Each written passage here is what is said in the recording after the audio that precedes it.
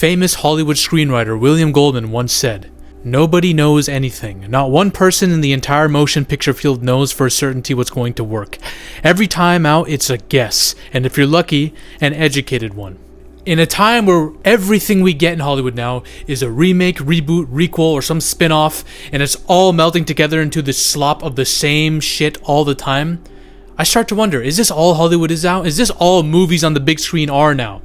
It's especially the most pernicious with Jurassic World, with the recent entry, making me think that every time we have a new entry into one of these franchises, it doesn't add anything to the story or the lore or the IP. It's literally just a blatant cash grab, even if they market it as this is the good one now. We're back to form. It all feels like the same movie. Literally. Dialogue, humor, the way it's directed, the way the certain story elements are randomly pushed in, it all feels the same across genres. Why? I ask myself, why do all these movies feel the same now? There was a time, believe it or not, where movies weren't like this. There was a time where Hollywood was very good at balancing the need to create art and the need for business, right? Because Hollywood is a business. They're a money-making industry when it comes down to it. That's their priority, right? But they managed to balance the scale as well. What could the reason be? There are a couple of different possible answers, right? One is modern audiences pay to watch the same thing, so Hollywood's going to continue making the same thing, okay? 2, the superhero genre started booming and we had all the cinematic universe shit. Everything changed. It was the changing of the guard. Martin Scorsese, what he said about movies being roller coasters now and not real film, maybe superheroes have done irreparable damage to storytelling. And we all know Hollywood, once they know they can make bank on something, they'll keep replicating and milking that cow. Then there's also what everyone likes to refer to as the woke shit in Hollywood. How every movie's gone woke now. They're trying to push a social agenda. They're putting down one segment of the population and rising up all these others, and they don't even know who they're marketing to anymore. They're just trying to push agendas at the cost of our favorite IPs. I'm not an anti-woke YouTuber. My fan base knows this. That's not the content I'm trying to make here. Oh, anti-woke, fuck DEI, fuck woke, fuck anything, fuck diversity, all this, because once you get to that point, having positive and conducive film discourse gets really, really hard, especially on the internet where everyone's already violently politicized, right? But I would be lying if I said that there wasn't an element of truth to all of these answers. For some reason, nobody's finding it worthwhile to come to movies anymore, because everything's melding together into this disgusting mesh. What if I told you that this problem, goes farther back than you think. Everything becoming like sheep. Everything's the same. We gotta go back a couple decades, y'all. And what I'm about to tell you is nothing new. I haven't created some grand new conspiracy that hasn't ever existed before. We all fundamentally know this. Again, William Goldman's a smart man. In the 60s, you could make movies that weren't expected to make crazy fortunes. Isn't that an insane thing? Or imagine a producer nowadays hearing that. Back then, they were allowed to experiment. We had you had anything from Western films to fucking 2001 Space Odyssey. You had a variety of shit. And then we had what was called special effects films back then, before CGI was going crazy, right? Jaws came out and everyone was like, yo, goddamn, special effects, monster movies. This is the next dog in the yard. Hollywood, we gotta get behind this, y'all. Put money behind these kind of movies. And then you have what is the special effects era. Remember, when there's success out there, William Goldman quote, nobody knows shit, so they copy it. So we get endless sequels to Jaws, endless sequels to Halloween, endless sequels to slasher films, monster films. Hollywood starts to milk the cow. We have a blockbuster. If you want the blockbuster, this is a standard you need to set. It needs to be some crazy, intense, special effects-oriented central film, right? Again, that's a generalization. Not all popular films were like that, but this was a trend. Special effects and name value attached to the movie could get you a lot of notoriety. That film's going far. There was still creativity, don't get me wrong. You could still do a lot with these kinds of films. There were still all these crazy kinds of stories that you could put in there. So I don't want to take anything away from these years, these eras. Forward 10 years, Jurassic Park comes out, revolutionizes the entire fucking industry, sets a new standard. Okay, CGI is up in here now. Now, new standards of special effects. And remember, Jurassic Park didn't only have CGI, it had both CGI and practical effects. So both of those are now in there. An emphasis on spectacle and a more expensive production overall. The expenses are what I want to point to in this video. That's so important for you guys to realize where this is coming from. This is what I mean by when I say Hollywood's fucking broke. Then we go to the 2000s. Now the 2000s, you have a mixed bag overall. Some movies, hit or miss, some movies not so much. You have guys like Quentin Tarantino, Paul Anderson, Christopher Nolan coming into the fray, right? Making some bangers. You have some blockbusters that are very hit or miss. Most of them are mediocre as fuck. Some of them are hits. Okay? Then you have some amazing films, not blockbusters necessarily, but films. Okay? Zodiac, There Will Be Blood, the assassination of Jesse James, No Country for Old Men, and then 2000. This was all in 2007, one calendar year. Then 2008, superhero movies started coming into the fray. Superhero movies were not the thing yet. But Iron Man kickstarted the Marvel Cinematic Universe. Dark Knight is the best superhero movie of all time. And now, a new norm is set in. Guess what this new norm has established? Special effects, crazy action, big stars, big names, a huge budget, popular IP. People love superheroes. People love all these recognizable brand names. Let's put them in there. And movies that have spin-off potential, shared universes, more sequels, prequels, all that shit. And then to top it all off, you have actors who are negotiating their contracts differently. They're asking for more money. More money's being put into the contracts because they have more leverage now. This is what happens when you have actors locked into franchises. It not only is a trap for them because they're stuck to this franchise for years, but it's a trap for the studio too, because the actors can negotiate a higher pay every time. You want me for the trilogy? You want to make this money off my name for the trilogy because I'm the leading man? Okay, you're paying me this much. Let me get a fraction of the budget. So now the contracts are very different. Back then, actors were willing to take a pay cut or do profit sharing in their contracts. But now, no, we need a couple 10, 20, 100 million. I need millions going into this. RDJ's up in here ranking in $100 million for himself in an Avengers movie. So it all trickles down from there. If one big star is racking up a lot, all the other stars in the big franchise movie like Avengers are going to be like, yo, what the fuck? We want a piece of that pie too. We're all in the same cinematic universe. We all have equal value, right? Bring us in. Scarlett Johansson literally had a freaking legal feud with Disney over at Pay 2, right? So now the standard is this. Get the big stars in the IP, special effects plus big actor payouts. Okay, now we're spending a lot of money in this movie. We need to make sure we're getting a return on our investment. We're going to pump money into the marketing so that we can get this to eye, so we know we're going to make our money back. So now the marketing is part of the budget. People forget this. The marketing's part of the budget. So are the special effects. So are the actor payouts. So now you have all this money going in. And then the inevitable box office success, which will happen. And then the cycle repeats. Money going in, money going out. A lot of money going in. Without guaranteed this, which we're going to get to later. But that's a cycle. That's why I mean Hollywood's going broke. Because every movie, look at how inflated the budgets are to all these movies now. $300, $400 million movies. Blockbusters, because that's what Hollywood wants to make. They are effectively broke going into the box office. We're paying our actors hundreds of millions of dollars. And then spending a cajillion dollars on CGI, special effects, and all these props and all this shit. And then marketing. We're pressured now to do the same thing where we're having the biggest names, the biggest IP that's most popular. We're pressured. We have scaffolded ourselves into this cycle. It's cyclical now. So now we need to replicate this across all IP. Star Wars, Jurassic Park, we're doing the same shit there. Put the big stars that people like in there, okay? We're going to do the same thing, pump a bunch of money into it, go crazy with the marketing, go crazy with the special effects, everything. Make it a blockbuster because we know we're going to get a box office return off of it. And we're not going to risk doing anything else. That's what it's become now. And then, not only are we going to do that with established IPs, we're going to resurrect dead IPs from back then. Dead movies that did well back then, but are now we're 20 years removed. We're bringing them back and doing sequels and reboots with them now too. It's the same cycle all over again. So now the only thing we see in terms of the movies that are being promoted like crazy, there are some exceptions. But it's superhero movies, music, biopics. By the way, I've been seeing so many of these pop up. Bob Dylan, all these different... It's annoying me now. Every time I see a trailer for a movie now in the theater, half of them are like fucking music biopics. Then you have the reboot sequel of a sci-fi or horror from the past. Or something like that, right? Or maybe an action. That's it. That's almost all I see coming out of movie theaters now in terms of trailers and what's being promoted. The nature of any business is this.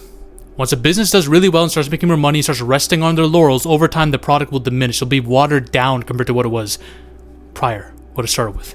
Flash forward to 2017, the Weinstein scandal. Weinstein, we know what goes down with Weinstein and Hollywood in general.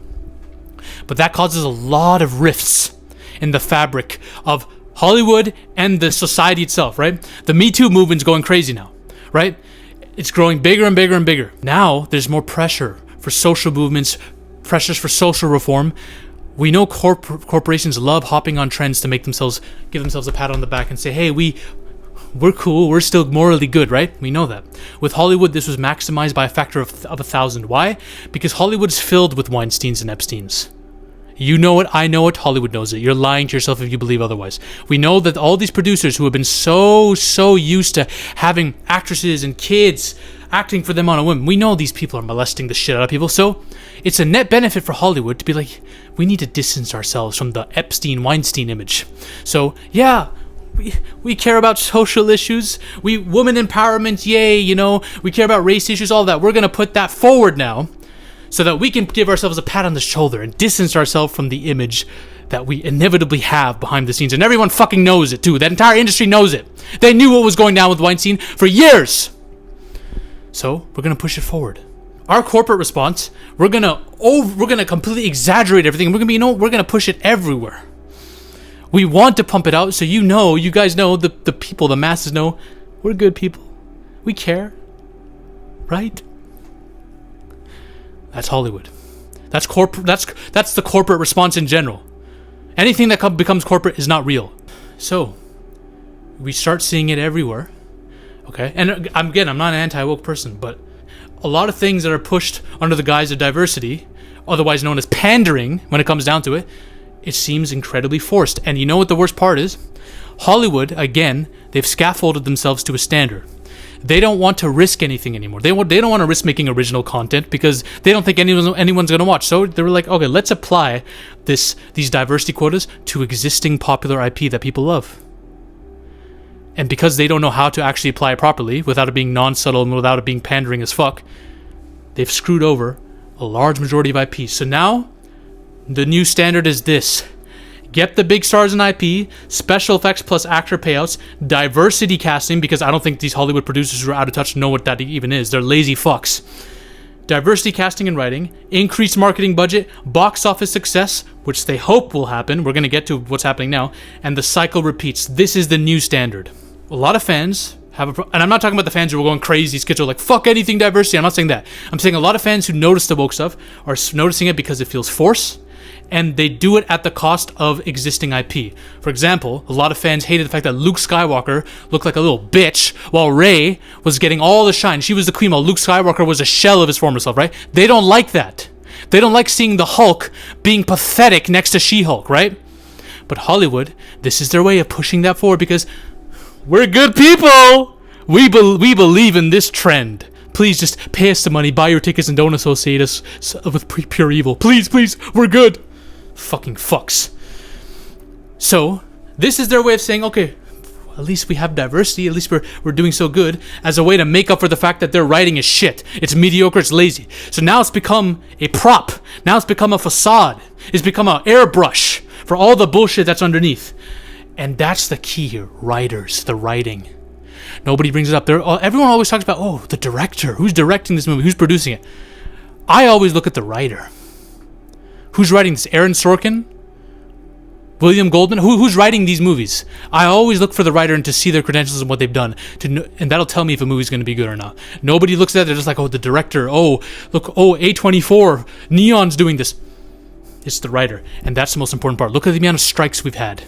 The writers walking out. Writers are pissed. Half of them don't even care anymore, right? And this is multiplied by 10 due to streaming. Look at the world of streaming now. There is a burst of the TV bubble that's caused by the streaming wars due to an oversupply of content. All the content that we see endlessly pumped out by streaming, the half of it's garbage. This has led to cutbacks and a search for sustainable business models that impact writers' employment. So less and less good writers are being hired.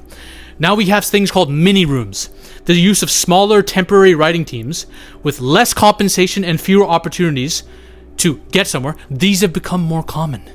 What the fuck do you think this is going to happen to the quality of writing over time in movies? It's going to go to shit. There's a less incentive to be a good writer, to actually write a good story, and more of an incentive to just do what the fuck you're told by the corporate higher-ups. We see it everywhere. Y'all know I'm telling the truth. This and the continuous need to scaffold yourself to a standard of bullshit that's all reliant on you going broke, pumping in money to nothing, this is way bigger to me than any of that shit. This is what it comes down to. Hollywood doesn't give a shit about the writers. The artist is dead.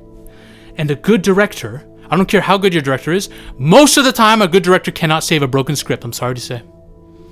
Movies have gone from amazing TED Talks to the cringiest TEDx talk you've ever seen. That's what it is now. This is the standard, but look at one change. Number 5, box office success. Now we're seeing that Hollywood's movies are not getting the same amount of returns that they had. People are not going to the theater as much. Why? Look at this Paul Anderson's new film, one ballad after another. I haven't seen it yet, but I've heard this movie's generational. The reviews are going crazy. Now, I'm always skeptical about reviews that glaze a movie like this because I'm like, is this Oscar bait? But I trust the director. I trust the writer. But when I saw a post on Instagram saying that this movie's projecting to fail at the box office, to flop. And I went to the comment section and one person said, great, this modern audiences that claim to want original movies and are done with the same old shit, y'all have failed this movie. Why aren't you watching this? And then one person commented saying, oh, fuck that, we don't want no DEI movie. Something like that, right? And then this caused a big debate in the comments. People are going off on each other. And I'm just saying to myself, and part of it is because people are politically divided in general because of the nature of politics, but this is what happens when trust has been lost. An audience's trust in movies has been lost. No one wants to see new shit because they don't trust that they're spending their time well. They feel, and to be honest, I feel too, that I'm wasting my time. And it's not just because of woke stuff. Again, people thought Squid Game was going woke when it was announced that a trans person was being cast in season 2. And to be honest, that season 2 was great. That character was good too.